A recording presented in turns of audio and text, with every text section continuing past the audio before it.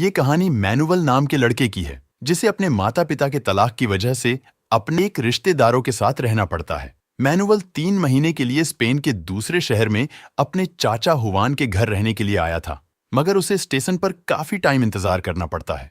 Manual पहली बार अपने रिश्तेदारों से मिल रहा था और अपने माता पिता से दूर आकर वो निराश था।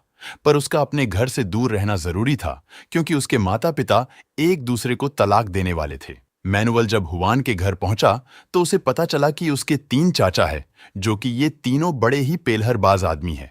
ये लोग एक ही बिल्डिंग में रहते हैं, मगर उसे 3 महीनों के लिए अलग अलग घरों में रहना होगा।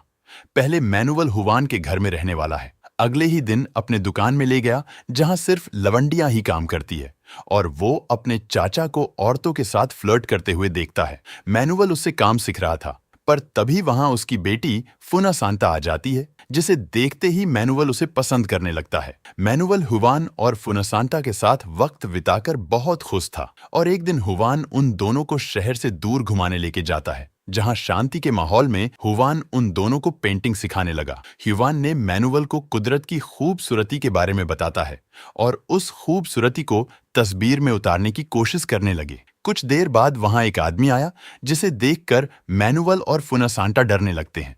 वो अजीब सा आदमी अपने आप को भगवान कहता है, और हुवान के कहने पर मैनुअल ने उसे खाने के लिए उसे एक सेब देता है। फिर भी उसकी अजीब सी बातें खत्म नहीं हुई, और वो फिर से कहने लगा कि मैं गायब होकर दिखा सकता हूँ।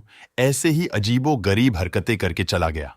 और फिर हमें अगले सीन में दिखाया जाता है, फुनासांटा अपनी माँ से डांस सीख रही थी, और वही मैनुअल को हुवान कला के बारे में समझा रहा था। हुवन की वजह से मैनुअल कलाकारी के बारे में और कला की खूबसूरती के बारे में समझना शुरू कर दिया था। पर इस